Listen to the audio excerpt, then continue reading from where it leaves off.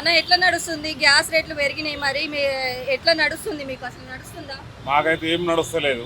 వచ్చి కూర్చుంటున్నాం, కిరాయిలు కూడా వెళ్తలేదు, ఏం వెళ్తలేవు, గ్యాస్ పైసలు కూడా వెళ్తలేవు. టైం అంతా పోతుంది. ఇంతకుముందు ఎంత వచ్చాయి? ఇంతకుముందు వచ్చాయా? మంచిగా గిరాకీ ఉందా? ఇంత ముందుకు గిరాకు ఉండేది, మామూలుగా ఉండేది, అంత లేకుండా మామూలుగా ఉండేది, నడిచేది. ఇప్పుడు ఈ 2 సంవత్సరాల నుంచి ఏం లేదు. ఇక మొన్న నుంచి అయితే ఇప్పుడు గ్యాస్ వల్ల గ్యాస్ ఏడ దొరుకుతలేదు. మెయిన్ మాట దొరుకుతలేదు. దొరికిందనుకో వాళ్ళదే డిమాండ్ అన్నమాట. డిమాండ్తో 130, 125 ఇష్టం అంటూ అమ్ముతున్నారు పంపు వాళ్ళు. పోసుకోలేకో తెలియదు. పోసుకున్నా కూడా మాకు ఫైదా లేదు, వచ్చిట కూర్చోవాల్సి వస్తుంది. మళ్ళీ ర్యాపిడో ఇవన్నీ వల్ల కూడా మాకు ఎఫెక్ట్ అయిపోతుంది. ఆటోనేమో మినిమం 50 రూపీస్ పోతేనే ఏమైనా బెనిఫిట్ ఉంటుంది. ఆ 2 వీలర్కు ర్యాపిడో ఇచ్చేస్తే వాడు 20 రూపీస్కో, వాడి మైలేజ్ ఎక్కువ ఉంటుంది కాబట్టి 20 రూపీస్ 30 రూపీస్ తీసుకోపోతాడు. మేము తీసుకోపోలేము కదా. మాకు మినిమం 50 రూపీస్ తీసుకోపోతేనే లోకల్లో మాకేమన్నా దొరుకుతుంది. ఇప్పుడు ఉన్న రేట్ల ప్రకారం ఆ 50 కూడా దండగానే. ఈ గ్యాస్ రేట్లే కాకుండా చాలా వరకు రేట్లు కూడా, నిత్యావసర సరుకుల రేట్లు కూడా ప్రతి ఒక్కటి పెరిగింది. ఇప్పుడు మామూలు మనిషి ఎక్కువ చూసుకుంటే ఆటో వాడు బతకలేడు. వేరే వాళ్ళు ఎవరైనా బతకొచ్చు, కానీ ఆటో వాళ్ళు అయితే బతకలేదు. ఎందుకంటే పొద్దంతా వేసినా కూడా కిరాయి వెళ్తలేదు, ఏం వెళ్తలేదు. 200-300 సంపాదించడం ఎక్కువ అయిపోతుంది. చూసే వరకు టైం 12 అయిపోతుంది, సాయంత్రం అయిపోతుంది. ఏమనంటే బుక్ చేసినాము, అయ్యో మాకు 20 రూపీస్ చూపిస్తుంది, ఇక్కడికి వెళ్ళి ఒక 2 ర్యాపిడ్స్కే చూపిస్తుంది అంటారు. అట్లా అబద్ధం ఆడుతున్నారు కస్టమర్లు. ర్యాపిడ్స్కి 50 రూపీస్ పోతున్నామయ్యా మేము అంటున్నారు. ఏం చెప్పాలి ఇప్పుడు? దీనికి కట్టుబాటు చేసేది గవర్నమెంట్ చేయాలి. గవర్నమెంట్ వచ్చినా ఏం చేస్తలేదు. ఇప్పుడు 2 వీలర్ అనేటి ప్రైవేట్ ఇంటి వాహనాలు, మామూలుగా కాలుకి ఎదురుగట్టోళ్ళు కూడా యాప్ వేసుకొని తిరుగుతున్నారు. దానివల్ల ఆటో వాళ్ళకు ఏం లేదు, బెనిఫిట్ లేకుండా అయిపోయింది. ఏంటంటే కాలుగా ఉండలేక వచ్చి కూర్చున్నాడు, నడుపుడు, లేకపోతే లేదంటూ ఉంది. ఓసారి అయితే కిరాయి కూడా వెళ్ళకపోతే దానికి కిరాయి ఇవ్వకుండానే పోతున్నాం. ఇప్పుడు అయితే మొన్న ఈ మధ్యనే జర ఫైనాన్స్ తీసేసిన. సొంత బండి కూడా వేస్టే. ఇప్పుడు ఇట్లా కూర్చుంటే సొంత బండి ఉంటే ఏం చేస్తుంది? ఏది ఉన్న బండి వేస్టే కదా. అన్న రేవంత్ రెడ్డి సర్కారు మంచి స్కీమ్లు పెట్టి మేము ముందుకు పోతున్నాం అనేసి చెప్తుంది కదా, మరి దీని మీద ఏం చెప్తారు మీరు? రేవంత్ అయినా కేసీఆర్ అయినా ఆటో వాళ్ళకైతే ఏ స్కీములు పెట్టలేడు. అసలు ఈ ఆటో వాళ్ళకు స్టార్ట్ అయింది కష్టాలు కేసీఆర్ ప్రభుత్వంలోనే. కేటీఆర్ తెచ్చిన ఈ ర్యాపిడో వాళ్ళ ఫైదా గురించి తెచ్చి రిలీజ్ చేసి కమిషన్ల మీద వాళ్ళు బతుకుతున్నారు. వీళ్ళు యాప్లు పెట్టి కమిషన్లు వాళ్ళు పంపిస్తున్నారు. ఆయన చేసిన దానికి ఈయన వచ్చి బస్ ఫ్రీ పెట్టి ఇంకా మొత్తానికి అది చేసేసింది. ఆటో వాళ్ళు బతకకుండా అయిపోయింది మొత్తం. మొత్తానికి ఇదారికి ఏమో కొంచెమన్నా ఒక ఇంతనన్నా సంపాదించే కూరగాయల ఖర్చులన్నీ వెళ్ళేటివి. ఇప్పుడు అవి కూడా వెళ్తాయి. ఎట్లా ఉందంటే ఇంట్లో 4 చేస్తే బతకతట్టుంది, కానీ ఇప్పుడు ఒక్కడే ఆటో నడిపి బతకాలంటే కష్టమే. అది చాలా కష్టం. ఇప్పుడు ఆటో మినిమం 400 నుంచి 500 కిరాయి ఉంటుంది. వాడు అట్లా పెట్టుకొని కూర్చుని ఇట్లా పెట్టుకొని కూర్చుంటే ఎప్పుడు తీసుకోవానికి ఆటో కిరాయి పెరిగిపోతుంది, అప్పులు అయిపోతాయి. ఇప్పుడు అప్పులే చాలామంది ఆటోలు వదిలేస్తున్నారు, లేకపోతే ఫైనాన్స్ ఉన్న ఆటోలు వాడు చచ్చిపోతున్నాడు ఏదో చేసుకొని, డిప్రెషన్కి గురైపోతున్నాడు. అట్లా అయిపోయింది. లేను ఇటువంటి పిచ్చి స్కీములు పెట్టకుండా, రేట్లు పెంచకుండా, ఉన్న దగ్గర 60 రూపాయలు గ్యాస్ ఉండే లీటరు ఒక 2-3 నెలల కింద, 2 నెలల కిందనే ఈ మొన్న గ్యాస్ ప్రాబ్లం రాకముందుకు 60 రూపాయలు లీటర్, 50 రూపాయలు లీటర్ ఉండే. ఇప్పుడు ఒక్కసారి 130 రూపాయలు చేస్తే మామూలు మనిషి ఎలా బతుకుతాడు? ఇంటి సిలిండర్ మొండనక 900 అండి. ఇప్పుడు ఎంత ఉంది? అది రేట్ ఒకటి ఉంటుంది. ఇంటికి వచ్చి తీసుకుపోయిన వేసినోడేమో 1000 రూపాయలు, 1100. మేము ఈ పైకి ఎట్లా రావాలి, కిందకి ఎట్లా రావాలి, డెలివరీ ఛార్జ్ ఎట్లా వస్తుంది, ఇవన్నీ వాడు ఇచ్చే వరకు, లేకపోతే రాడు. ఒకసారి ఇవ్వకపోతే వాడు బుక్ చేసింది కూడా తీసుకురాడు. ఇంకా మీ టైం రాలేదు, 20 రోజులు వెనక్కి వస్తా అంటాడు. వాడు రాగానే అడిగింది ఇచ్చిందనుకో తెచ్చేస్తాడు. అట్లా ఉంది. ఏడ దోపిడీ ఉన్నది, అంత ఇంకేం లేదు. ఇప్పుడు ఆటో ఎక్కినాక మినిమం పంచకొట్ట పోవాలంటే 50 రూపాయలు చెప్తాం. వచ్చిన కస్టమర్ కూడా మాతో అబద్ధమే చెప్తున్నాడు. అది చూస్తాడు, చూడయ్యా ఇక్కడ 20 రూపాయలు ఉన్నది, మేము నడిచిపోతా అంటాం. నడిచిపోరు, 20 రూపాయలు కూడా పోరు. ఇక ఏం చేస్తారు? ఏ దిక్కులేక వాడు 20 రూపాయలు కూడా తీసుకోపోతాడు. ఏం ఫైదా? 4-20 రూపాయలు తీసుకొస్తే గ్యాస్ అయిపోతుంది, మళ్ళీ ఒక టీనిక లైన్లో పెట్టాలి బండి. ఇదే జరుగుతుంది ఇప్పుడైతే ప్రస్తుతానికి. ఏ గవర్నమెంట్తో మాత్రం ఆటో వాళ్ళకి ఏం బెనిఫిట్ లేదు. అంత లాసే. ఇప్పుడు ఒకసారి బండి కొన్నాక వాడిని వదలలేడు, వీడు నడపలేడు. ₹1,00,000 పెట్టి తెచ్చింది అనుకో, వాడు కట్టకపోతే వాడు పట్టుకుపోతాడు. మళ్ళీ ఏదో బంగారం గింగారం గిరబెట్టి మళ్ళీ ఇడిపించుకొస్తాడు. మళ్ళీ ఒక 2 డ్యూలు కాలి వాడు పట్టుకుపోతాడు. ఇదే నడుస్తుంటుంది ఆటో వాళ్ళ జీవితం, ఇంకేముంటుందట. సరే, ఇప్పుడు గవర్నమెంట్కి ఏం చెప్తారు మీరు? నేనేం చెప్తున్నా అంటే, పాత రేట్లు ఏముండినా అట్లా ఉంచి, ఈ కొత్తగా వచ్చిన వాటిని తీసేసి, ఈ ఓలో ఉబేర్ ర్యాపిడోలు తీసేసి, ఇదివరకు మీటర్ మీద నడిచేటి బండ్లు అట్లా నన్ను ఉంచితే బాగుంటుంది. నువ్వు ఫ్రీ స్కీమ్ అవసరం లేదు, నీది ఏ స్కీమ్ అవసరం లేదు, మామూలు ఉంచితే చాలు. నువ్వు ఫ్రీగా పెట్టేసి మిగతా అన్ని రేట్లు పెంచబడుతుంది, అంతే కదా. రేట్లు పెంచబడుతుంది. నేను ఇది ఫ్రీగా ఇస్తున్నా, అది ఫ్రీగా ఎవరిమన్నా నేను ఫ్రీగా అంతకుముందు కట్టుకోలేరు, ఎప్పుడు కట్టుకోరా. ఇప్పుడు నువ్వు ఫ్రీగా ఇచ్చేసి మిగతా వాళ్ళ మీద అందరి మీద రేట్లు పెంచినావు. ఎక్కువ శాతం ఆటోల మీద బాగా భారం పడ్డది. ఏమైనా భారం పడ్డ బతకలేని పరిస్థితి ఉంది, అంతే. అంటే రోజు రోజుకి పెట్రోల్ డీజిల్ రేట్లు పెరిగిపోతున్న పరిస్థితి కనబడుతుంది. ఇట్లే పెరుగుకుంటూ పోతే మరి ఎలా ఉండబోతుంది ఫ్యూచర్లో? మీకు గిట్టుబాటు ధర అవుతుందా లేదా? మాకు గిట్టుబాటు ధర అవ్వట్లేదు అనేది పక్కన పెడితే, ఇప్పుడు కస్టమర్స్తో కూడా అడగలేకపోతున్నాం మేము.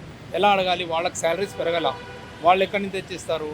అవునా కదా, పాయింటే అది కూడా. ఇప్పుడు మనం ఎక్కువ కావాలి అని మనం కోరుకుంటున్నాం, బాగానే ఉంది. కానీ వాళ్ళ దగ్గర వస్తే కదా మనకి ఇచ్చేది. వాళ్ళ దగ్గర లేనప్పుడు వాళ్ళు ఎందుకు ఇస్తారు? వాళ్ళ శాలరీలు పెరిగినప్పుడు మనకు ఎలా ఇస్తారు? డైలీ షెడ్యూల్ ఉంటుంది, ఒక్కొక్కరిది ఒక్కొక్క ఇది ఉంటుంది.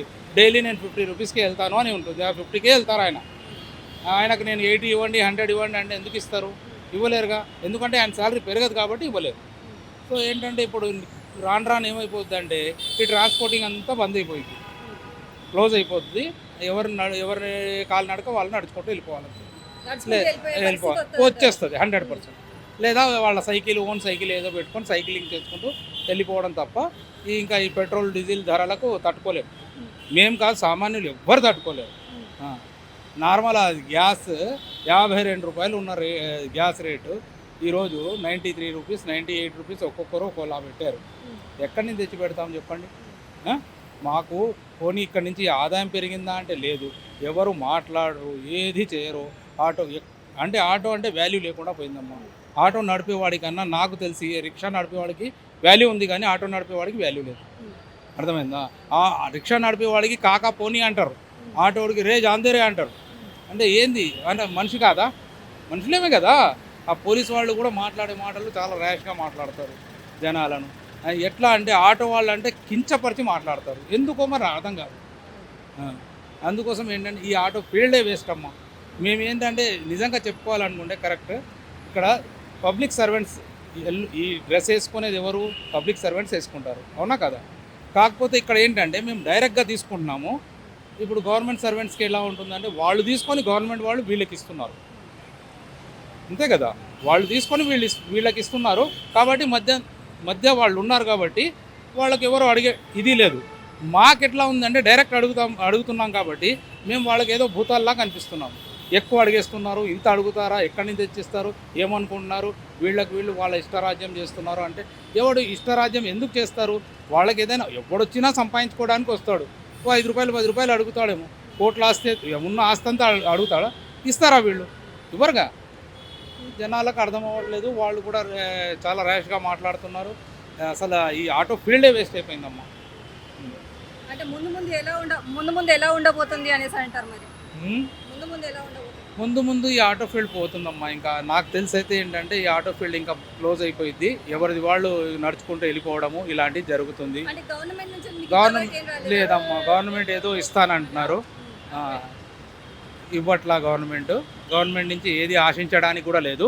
ఎందుకంటే మన రేవంత్ రెడ్డి గారు చెప్పారు, ఏమని ఇయర్లీ 12,000 ఇస్తానన్నారు. ఇప్పటి వరకు ఇవ్వట్లా. ఇప్పుడు ఆయన ఎక్కి ఎన్ని సంవత్సరాలు అయింది? 5 సంవత్సరాలు కంప్లీట్ అయ్యాక ఇస్తారేమో మరి, మేబీ. ఇప్పటి వరకు ఫ్రీ బస్ వల్ల చాలా ఎఫెక్ట్ అయిందమ్మా. ఫ్రీ బస్సే ఎఫెక్ట్ అయింది, మాకు ఎఫెక్ట్ అయింది ఫ్రీ బస్ వల్ల. ఏమవుతుంది, ఇక్కడ ఉన్న ఆటో వాళ్ళు ఇక్కడే ఉన్నారు, మళ్ళీ డిస్ట్రిక్ట్ ఆటో వాళ్ళందరూ ఇక్కడికి వచ్చారు. ఆటోలు ఇక్కడ ఎన్ని తిరగాలో అన్నీ తిరగాలి. ఇప్పుడు దీనికి పర్మిషన్ ఉన్న ఆటోలు కొన్ని ఉన్నాయి, కొన్ని పర్మిషన్ లేని ఆటోలు బయట నుంచి వచ్చాయి. పర్మిషన్ ఉన్న ఆటోలు ఇక్కడ 1,70,000 ఉండాలి. ఇప్పుడు 5 లక్షల ఆటోల పైన నడుస్తున్నాయండి సిటీ మొత్తంలో, అన్నీ డిస్ట్రిక్ట్ ఆటోలు. ఎవరికి ఏం చెప్పలేకపోతున్నాం. ఆ ఆటో ఎంతకు, ఈ ఆటో ఎంతకు అంటే దీని పర్మిట్ రేట్ వచ్చేసి 2,70,000 2,60,000 ఉంది. పర్మిట్ రేట్, ఆటో కాదు, పర్మిట్ రేట్ 5 లక్షల చిల్లర ఇది పడుతుంటే అది 3 లక్షలకు వస్తుంది. మరి ఇప్పుడు మాకు కూడా చెప్పాలి, ఏదైనా తెచ్చుకోండి మీరు నడుపుకోండి అంటే మేము కూడా నడుపుకుంటాం. మాకేంటి ఇప్పుడు 2,50,000 60,000 మేము ఎందుకు పెట్టాలండి? అవునా కదా? సిటీ ఆటో కావాలని పెట్టుకున్నాము, సిటీలో తిరగాలని. డిస్టిక్ నుంచి వచ్చి ఇక్కడ నడుపుకుంటున్నారు. మరి వాళ్ళు అట్లా చేస్తున్నప్పుడు మాకు కూడా చెప్పండి, మేము కూడా తెచ్చుకుంటాము. అవే ఆటోలు తెచ్చుకొని నడుపుకుంటాము. గ్యాస్ రేట్ ఇప్పుడు ట్రక్ అని పెంచేశాడు, 20, 25, 30 ఇష్టం వచ్చిన అటు పెంచుకున్నారండి. ఇప్పుడైతే ప్రజెంట్ అయితే డబల్ అయిందండి. 9300 చూడండి, 50 to 41 రూపీస్ పెరిగిందండి పర్ లీటర్కి. మైలేజ్ ఏమైనా పెరుగుద్దా? రేట్ అక్కడ పెరిగితే పెరగదుగా. మరి ఆ విషయం ఇలా ఎవరికి చెప్పాలి? నిత్యావసర సరుకులు కూడా పెరుగుతాయండి. ఎందుకంటే ఎప్పుడైతే ఫ్యూఆయిల్ పెరిగిందో, మీకు ఫ్యూఆయిల్ పెరిగిందంటే ట్రాన్స్పోర్టేషన్ పెరిగిపోతుంది. ట్రాన్స్పోర్టేషన్ పెరిగింది అంటే అది మీకు ఏ ఐటమ్ తీసుకోపోతే ఆ ఐటమ్ మీదకి వేస్తారు ఖచ్చితంగా.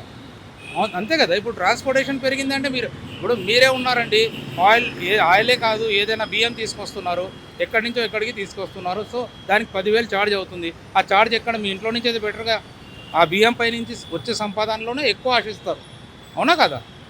కాబట్టి ఎవరైనా ఆల్మోస్ట్ ట్రావెలింగ్ అయ్యి వస్తుంది కాబట్టి అది దానికి ఖచ్చితంగా దాని మీదనే ఛార్జెస్ ఇస్తారు. కాబట్టి నిత్యావసర వస్తువులన్నీ పెరుగుతాయి, 100% పెరుగుతాయి. మోడీ గారు కొన్ని రోజులు ఇంట్లో ఉండండి, అంటే బయటికి వెళ్ళకండి అని చెప్తున్నారు కదా, రేట్లు పెరిగే అవకాశం ఉంది, కొన్ని రోజులు కొనకండి బంగారం కూడా అనేసి చెప్తున్నారు. మోడీ గారు చాలా చెప్పారండి. మోడీ గారు చెప్పినవి అన్నీ చేస్తూనే ఉన్నాం. మోడీ గారు చెప్పినవి చాలా చెప్పారు, చాలా చేశాము. ఆ కరోనాలో ఏమేమో చెప్పారు, పిచ్చి మాటలు చెప్పినా విన్నాము.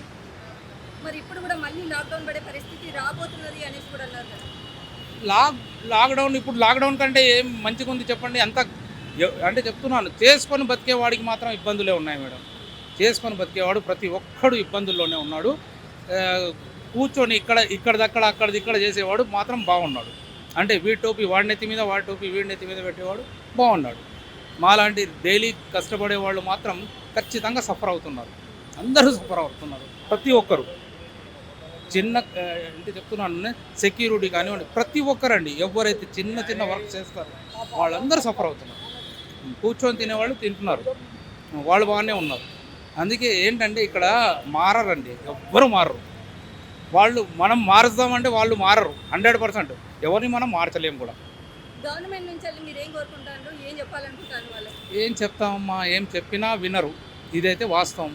ఏం చేసినా నేను వాళ్ళతో కోరుకునేది ఒకటే, ఏ రాజ్యాన్ని పరిపాలించేటప్పుడు నిష్పక్షపాతంగా పరిపాలించండి. ఎవరైనా కానివ్వండి, పక్షపాతాలు వద్దు. ఈయన మావాడు, ఆయన మీవాడు, ఈయనకు చూసుకుంటా, ఆయనకు వదిలేస్తా, ఆయనకు చంపేస్తా, ఇవన్నీ వద్దు. పక్షపాతాలు వద్దు, నిష్పక్షపాతంగా పరిపాలించండి.